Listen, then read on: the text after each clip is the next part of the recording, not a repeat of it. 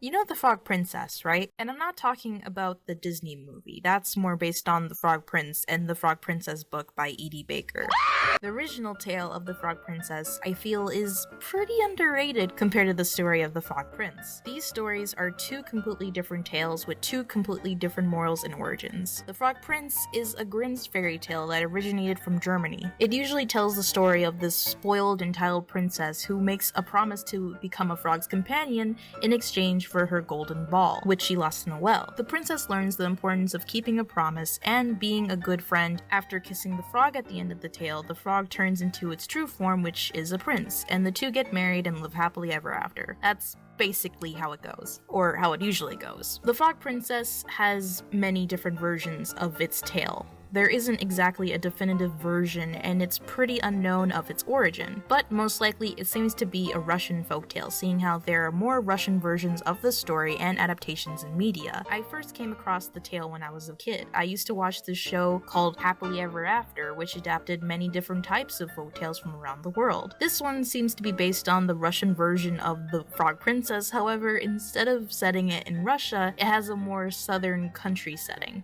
Judge a book by the war. There are three notable Russian movie adaptations of this tale. The first one is the 1940 live-action film Vasilisa the Beautiful, directed by Alexander Rowe. This is known as one of the classics among Russian cinema. It was the first big-budget Russian feature to be made in the Soviet Union that was more about fantasy themes rather than politics. Not to say that this was the first fantasy film made by Russia, but rather this was the first one that had so much money behind it. The film used a great number of practical effects, sets, and puppets to create a lot of the fantasy elements. I honestly couldn't find that much background info about the film. All I know is what I've said already, and that it also features this guy as our love interest, who you might remember seeing them in the Russian film Circus in 1936. Something you'll quickly note is that instead of calling this story The Frog Princess, the title most commonly used in Russia is Vasilisa the Wise or the Beautiful. Vasilisa is a Russian name for girls who means a queen or empress. It's also the female version of the name Vasily, which means royal and kingly. The other two famous film adaptations are both 2D animated shorts. One is The Frog Princess from 1954, and the other is a short created by Vladimir Pekar in 1977.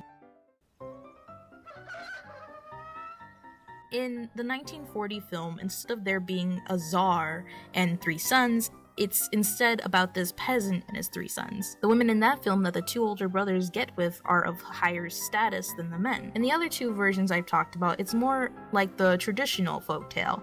In fact, it makes more sense to me in that case. The Tsar is going to pass his royal title to one of his sons, and he wishes that it would be a son with a better wife, aka a better possible queen. In the live action, the dad is just fed up doing everything for his sons, and wants them to finally settle down and find a wife that will take care of them and be a good peasant wife to them. It's funny, but it's not as interesting as if they were princes. With that, there's more of this motivation for the sons to look for a bride, and involves this lesson of greed. They don't want to find a bride for love, they want to find a bride to become the Tsar. In all three versions, Vasilisi was turned into a frog because she refused to marry someone.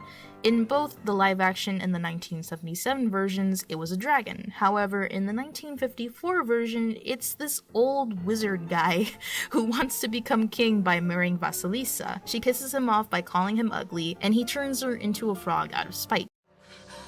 Now we will see if anyone can love you as you have become.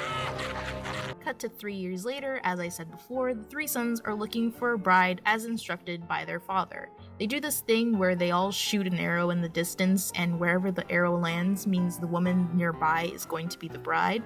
For the youngest son, it means he's gonna have to marry a frog. I found it kinda weird that in the 1940 version, the guy is pretty okay with his bride being a frog. The only people that find it ridiculous or gross are the two other brides. Even the dad is like, yo, treat everybody equally.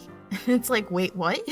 In the other two versions, the prince is disgusted. He hates the fact that his brothers are getting beautiful women as brides, and he gets a literal frog for a wife. Again, adding this greedy lesson into the mix. You see, while the Frog Prince is more about keeping a promise, the Frog Princess is about inner beauty. Vasilisa might look ugly on the outside because she's a frog, but it doesn't stop the fact that in the inside, she's this beautiful princess with a heart of gold. That being said, this is more of a tale about the prince, since they are the person that learned the lesson and must undo the wrong they did to Vasilisa later. The Russian folktale has this weird part where to do these tests that the father or czar gives the girls, Vasilisa continues to shed her frog skin to do these things as a human, and I'm like, wait, she's human, so she can stop being a frog anytime she wants? How is this really a curse? Like, I get it that she's still a frog, but it looks like she has the power to turn human whenever she can or feels like it. In the shorts, the prince throws this frog skin into a nearby fire, not realizing that this only dooms Vasilisa,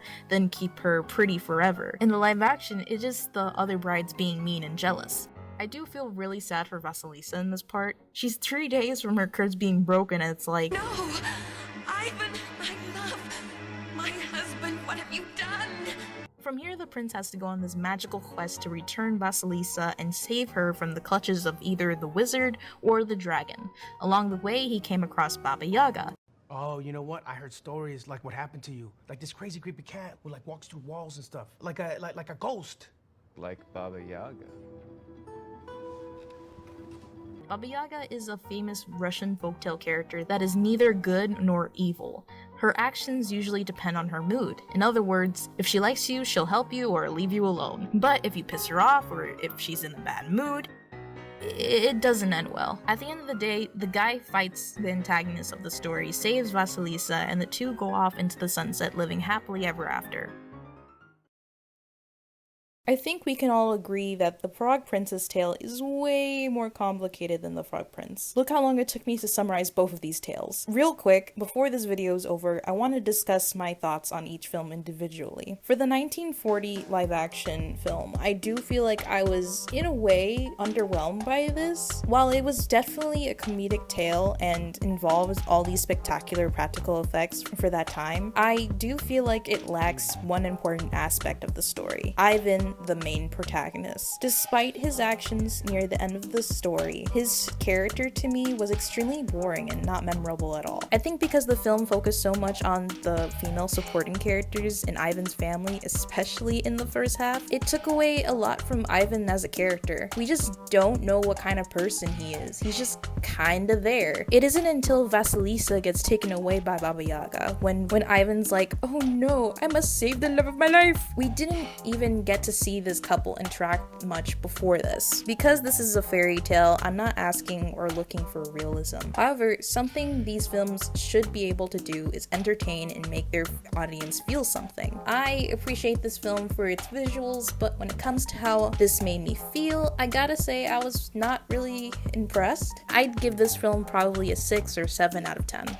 The style of the 1954 version was interesting because much of the film was animated using rotoscope, which is essentially tracing over live footage to imitate realistic movement and imagery in animation. This has become taboo in the animation industry. Even at the time this was made, some animators were against this. Personally, I'm pretty neutral on this debate. I don't hate it, but I do acknowledge that it appears restrictive and less imaginative. But in this case, the animation wasn't super bothersome for me. I like this version. While I do feel like there were parts where I felt lost and bored, like the 1940 version, I still appreciated the visuals here more. I think I liked this Vasilisa the most out of the other versions, character-wise. She had attitude and intelligence. I don't know, I just think this was sort of an upgrade, the 1940 version. It had more elements that I was looking for in the story. So I'd give this probably a 8 out of 10.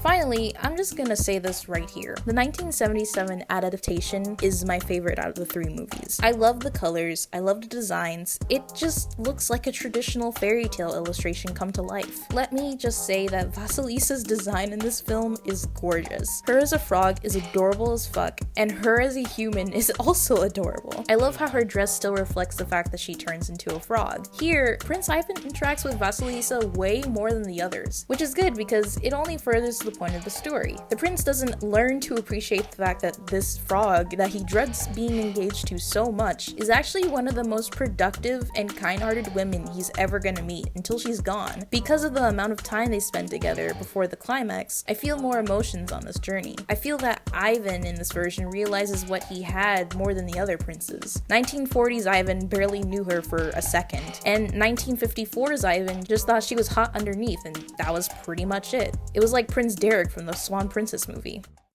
You're beautiful. Thank you. But what else? What else? Is beauty all that matters to you? What else is there? So with that, I give this film a 9 out of 10. Overall, these were pretty decent movies as a whole. I recommend everyone to check it out if you're really interested in nonsensical fairy tales. I'd also say maybe even try looking for the other versions of the story. There's so many versions out there in storybooks in many different countries around the world. In my eyes, while The Frog Prince is incredibly wholesome and famous, The Frog Princess deserves some love too, for its out there creativity and morals.